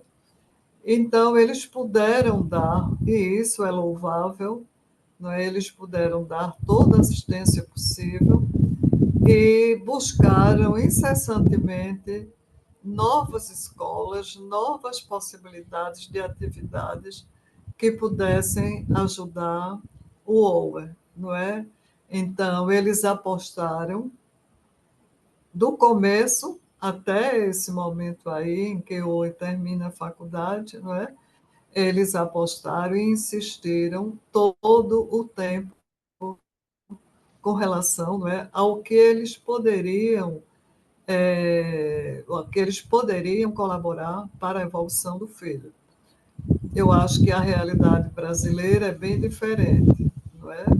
Especialmente entre nós, não é? Em que, quando surge um diagnóstico de autismo, geralmente, não é, não se acredita com a força, com a mesma força desse casal, no futuro dessa criança, não é? Bem, eu vou fazer um breve comentário sobre a minha experiência. Eu não tenho experiência com adultos autistas, não é? Minha experiência com adultos autistas é muito pequena. Mas, por exemplo, eu tenho uma criança de menos de 4 anos de idade que a escola se queixou de que a criança estava fazendo ecolaleias, não é? Não foi uma observação dos pais, não foi uma observação da família, foi uma observação da escola. Então, a minha orientação foi justamente no sentido contrário, de que esses pais não considerassem as produções da criança como ecolaleias, porque se essa criança fazia algumas repetições, ao mesmo tempo ela era capaz de falas espontâneas. Então, eu pedi a esses pais que eles privilegiassem especialmente o que havia de espontâneo na fala da criança e que, quando eles percebessem alguma repetição, eles tentassem fazer desdobramentos dessas supostas repetições na interação com a criança. Não é? Então, por enquanto é isso, né? Eu queria que outras pessoas pudessem colocar suas questões e quem sabe até responder, não é? Essas colocações que você fez. No nosso caso aqui, eu acho que a vamos dizer, minha maneira está sendo de suplência, justamente por não se tratar de pessoas com um nível, vamos dizer, educacional um pouco mais alto, são pessoas mais simples. E, é dessa forma que eu estou fazendo. Eu trago a mãe e peço para ela né, assim, observar melhor, tentar falar mais a filha dela, né? Puxar mais pelas potencialidades da filha, nesse sentido. E realmente, olha, eu acho, eu acredito, né, pelo que eu pude perceber com a conversa na escola, é que nesse ponto está surtindo efeito, entendeu? A moça, ela se expressa mais, ela, embora ela arrume algumas confusões na escola, ela está evoluindo em termos de, vamos dizer, de se responsabilizar mais, mas ainda tem muito o que fazer, sabe? Se responsabilizar pelas atitudes na escola. E existem, bom, a história é longa, nem vou me ater aqui sobre o caso. Mas, olha, muito obrigada, está sendo muito interessante participar do grupo de vocês. Eu não sabia que era tão profícuo assim. E eu espero sim, ser convidado para um próximo. Eu estou seguindo vocês, né, na Recife, que é onde eu consegui estabelecer esse vínculo aí com vocês. Tá bom? Muito obrigada. Ótimo. Nós esperamos contar com você da próxima vez, viu?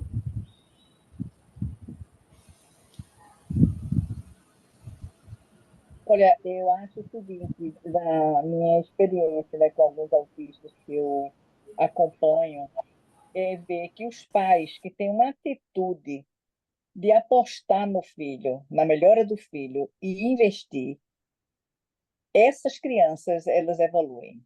Ao mesmo tempo, você vê o contrário, os pais que acham que não adianta, que não vão conseguir nada, então essas crianças não evoluem. Os pais que apostam nos filhos, eles aceitam a experiência de outros pais com crianças autistas e eles aceitam repetir as coisas que são colocadas para eles tentarem, para eles conseguirem fazer que essas crianças evoluam, que eles façam alguma coisa no sentido de favorecer essas crianças. E então eu vejo que realmente esses pais que têm essas atitudes, a gente consegue alguma coisa a mais. Raquel, É, eu fico aqui questionando um monte de coisas, porque a maior parte de nós aqui sabemos que eu não atendo crianças, mas atendo muitos pais e avós, no caso adultos, que têm problemas sérios e graves com esse comprometimento em relação ao encaminhamento desses processos, né? Porque são, de fato, muito complexos. Eu acho que ainda temos, apesar de atualmente estar sendo muito estudado, muito discutido, muito debatido, mas acho que há uma lacuna ainda muito grande e uma quantidade muito exígua de profissionais ainda, né? A gente ainda fica procurando os melhores, os que têm mais prática, os que atendem mais, mas ainda é uma coisa muito delicada. E aí, quando Silvia começou a se colocar, que ela falou na questão sobre, para voltar um pouco para o caso, né?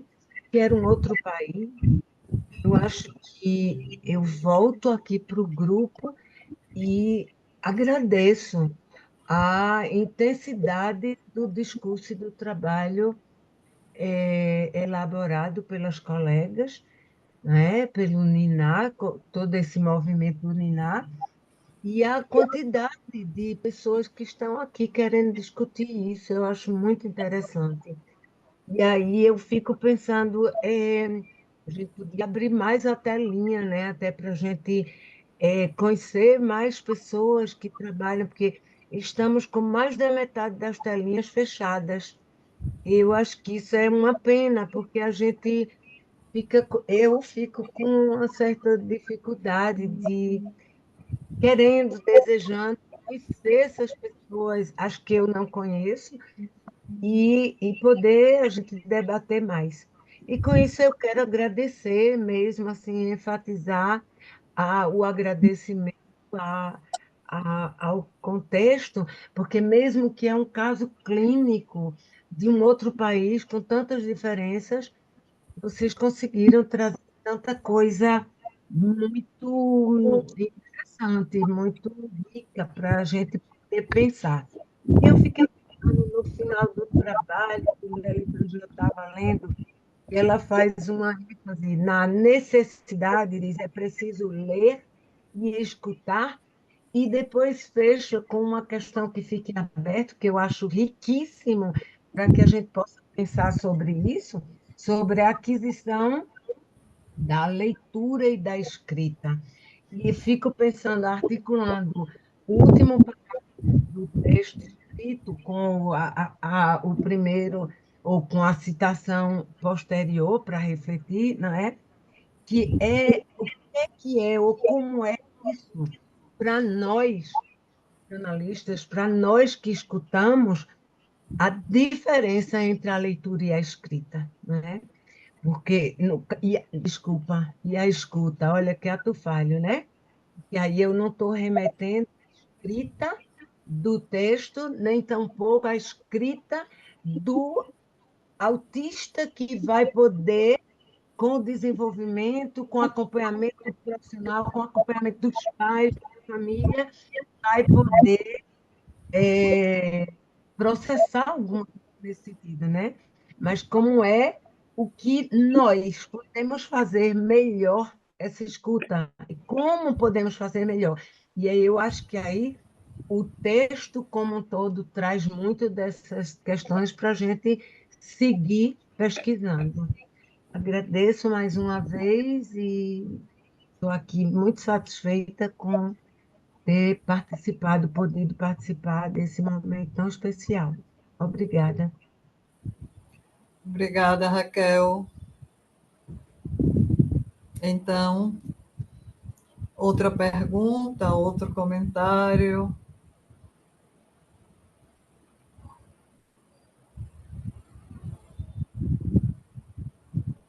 Só um detalhe que Raquel foi falando e eu me lembrei, né, que ele aprendeu a ler, né, através dos créditos, não foi ali. Ele ficava vendo Isso. o... Fala aí. Na realidade, os pais vão fazer justamente esse contraponto, né? Enquanto na escola, né, não há, por conta da questão da própria metodologia, né, ele não consegue avançar tanto. E aí, os pais começaram a observar, porque uma das professoras, né, vem comentar que houve uma melhora, né, nas produções, e aí pensava que era questão metodológica da escola. Aí eles foram, né, buscar, né, investigar isso e perceberam que na escola permanecia tudo do mesmo jeito. E aí eles começaram a observar o tempo, porque quando finalizava os filmes, eles corriam para as atividades, né, da vida, né, que chamava, lógico, e o Owen ficava lá.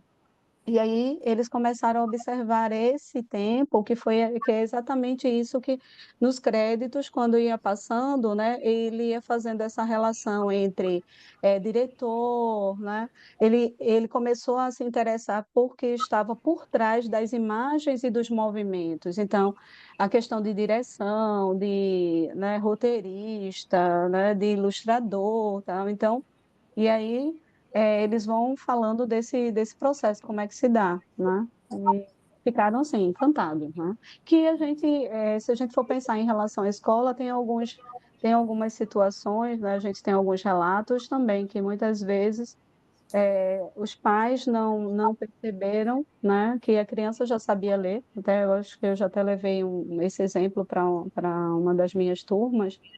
E aí a psicopedagoga trabalhando na sala de AE, né, com a criança, ao fazer lá uma brincadeira com jogos, né, de palavras e animais, ela percebe, né, que ela vai mostrando e ele vai dizendo o nome, né, inclusive até de animais assim com uso de sílabas complexas, né, e aí é quando eles identificam que a criança já sabe ler, né? Ele não. Então, são algumas dessas situações que a gente vai percebendo também, tanto em relatos, né, do trabalho feito nas escolas, como também, né, dos próprios autistas nas autobiografias, né, e também dos recortes clínicos. Édila?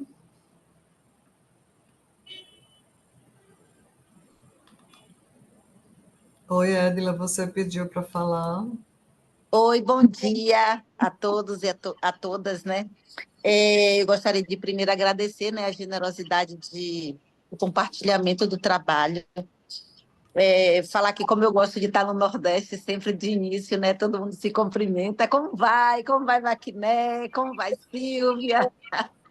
Isso é muito peculiar da nossa região. Mas eu fiquei pensando, né, ecolalia como repetição. E se eu brincar, poderia ser também uma ecolalia?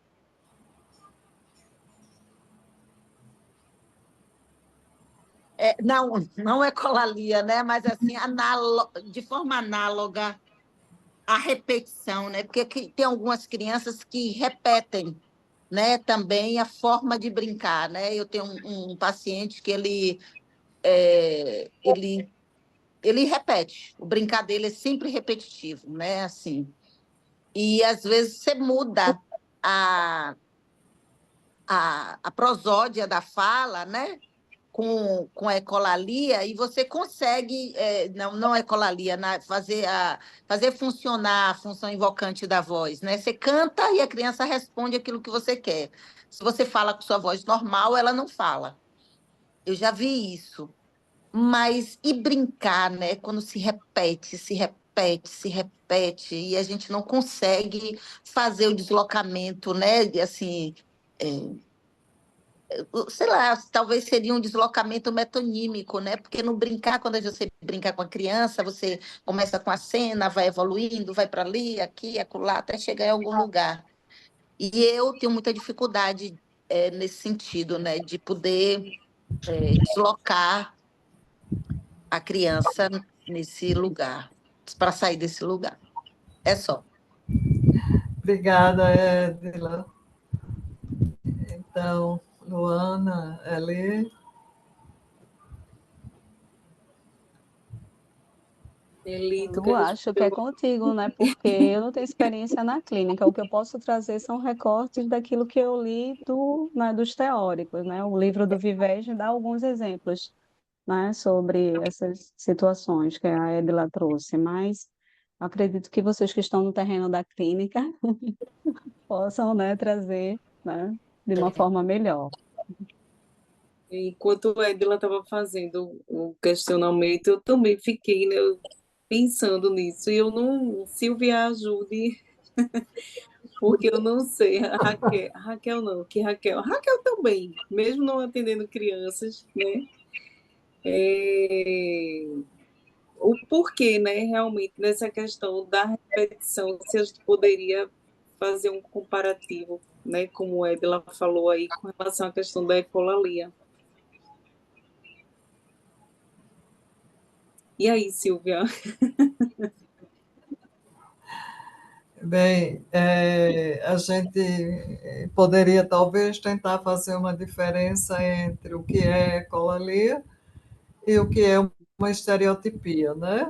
Então, esse Uhum. brincar repetitivo pode ser considerado uma estereotipia e, ao mesmo tempo, pode ser considerado justamente aquilo que aponta para uma dificuldade da criança encenar uma brincadeira propriamente dita, né?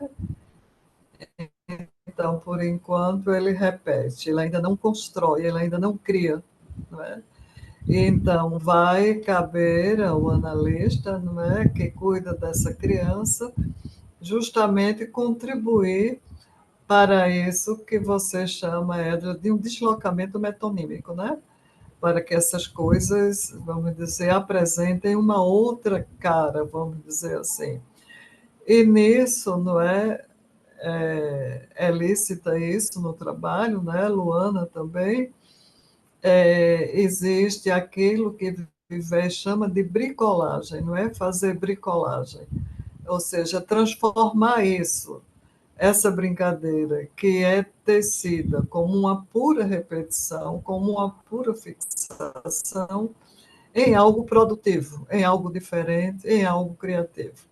Então, é usar isso que aparentemente não serve para nada em algo produtivo e criativo, não é? Que tenha sentido e que, ao mesmo tempo, aponte para uma evolução da criança, não é? Do ponto de vista representacional, não é? O que é que a criança consegue mostrar através da sua brincadeira, o que ela vive do ponto de vista de suas representações. Edila, não sei se eu ajudei. Edila, talvez o livro, eu não sei se tu conhece o livro Autismo e Mediação, do Jean-Michel Vives, né? Ele traz, né, algumas situações bem bacanas. No caso do caso Léo, que é esse aqui, ó, Edila. O caso Léo, ele faz, né, justamente esse movimento aí, né, de um certo corte, né, nessa brincadeira, vamos dizer assim, que de alguma forma estereotipada aí da criança e vai incorporando, né, alguns elementos, mas a partir também do que essa criança vai oferecendo, né? E aí, de alguma forma, é o que ele vai chamar até de trânsito e, né, a questão de ter um certo movimento, né? Então, ele pode te ajudar, né? Eu acho que Francisca estava com o dedinho levantado. Fala um Foi, eu pouquinho, nem bonita, para escutar tua voz. Nunca mais eu escutei tua voz. Eu Pelo não menos a estava, não, mas sonora. estava morrendo de vontade A de sonora. falar. Todo mundo sabe. Criança, eu não entendo nada. Não... Bom, estou cansada de falar isso. Mas eu achei de uma beleza esse trabalho. E não, né? E na minha cabeça, não como psicanalista, mas como psiquiatra, a gente sabe que a ecolalia é um sintoma encontrado em vários quadros, né? Em vários quadros psiquiátricos. Bom, ecolalia entre psicólogos é muito frequente. Pacientes adultos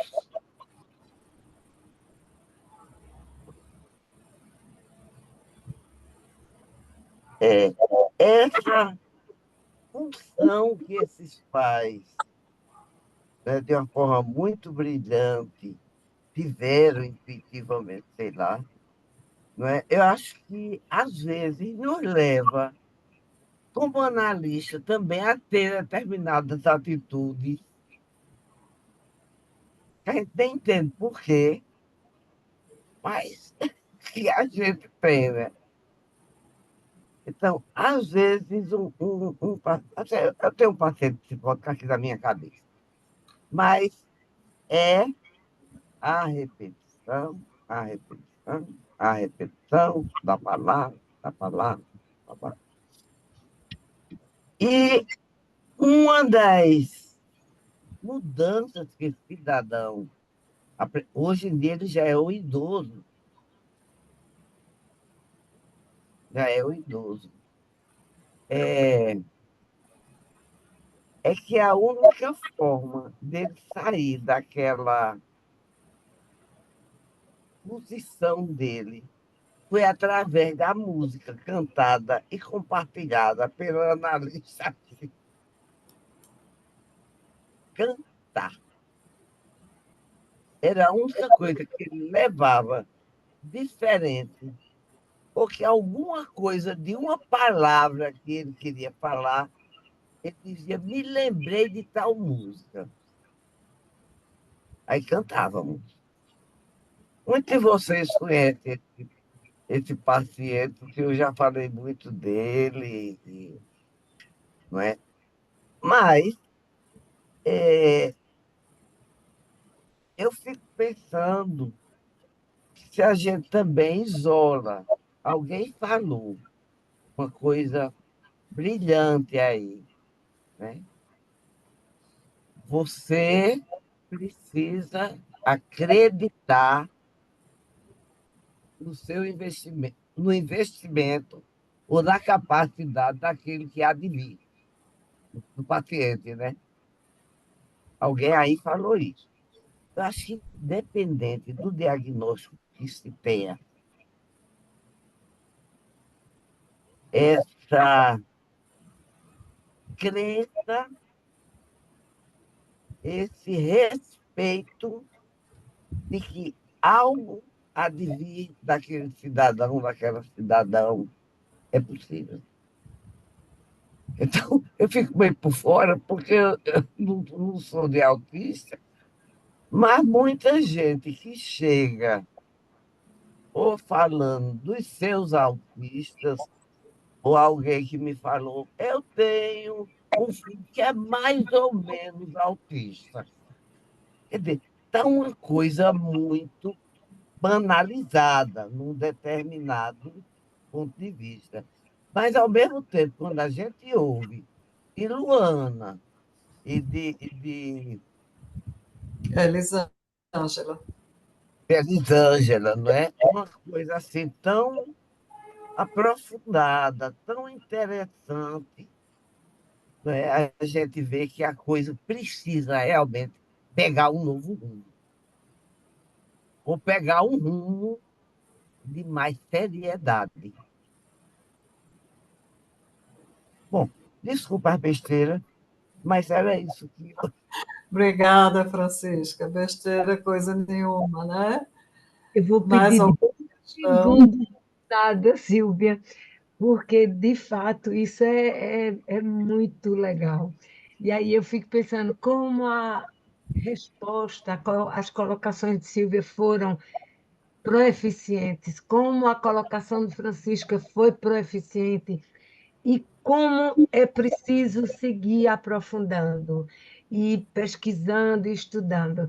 E aí eu peço licença ao Niná para colocar o que a gente vai ter hoje de tarde na Casa Freud Lacan, que é um encontro com Jerusalimsky.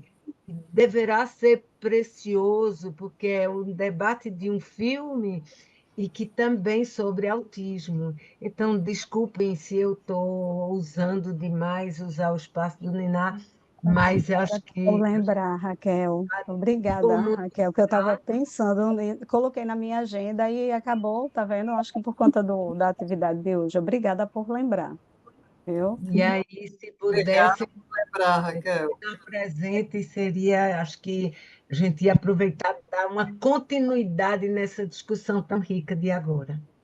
Eu Gente, queria. eu queria só fazer uma pontuação sobre o que Francisca trouxe em relação à ecolalia, e também ela trouxe a questão da psicose, né? Então, que é até algo, né, que o Vivés ele também enfatiza nesse livro, né, que é essa questão de também você utilizar, né, a ecolalia, pensar na ecolalia como algo que já sinaliza também pensar nessas diferentes estruturas, né, até porque a abordagem vai ser, o trabalho, o manejo vai ser outro, né? Então, e aí ele retoma até o que o Lacan traz lá, né, de Genebra. Eu estou aqui diretamente no livro, quem tiver com ele, tá lá na página 132, no segundo parágrafo, que ele vai retomar, né, essa questão da Conferência de Genebra de Lacan, falando exatamente o que ele afirma, né, que os autistas ouvem a si próprio. E aí traz a questão da ecolalia, palilalia, né, a melopéia ou qualquer outra produção, né, desse tipo, tal qual, da forma como ele vai definir, e aí ele vai trazer justamente para pensar nessa diferenciação, né, das posições psicóticas e neuróticas. O psicótico ouve vozes vindo do grande outro, o que indica claramente que o objeto voz não pode ser simbolizado e retorna no real. O neurótico se ouve falando a partir do lugar do grande outro. Já o autista, separado do grande outro, ouve a si próprio.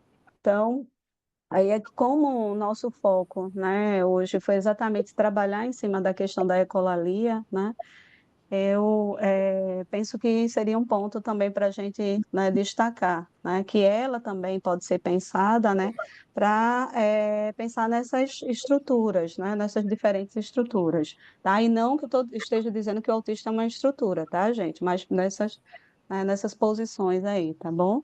É só o que, né, algo que é importante também, já que se for pensar no trabalho na clínica, né, é importante que se tenha essa diferenciação.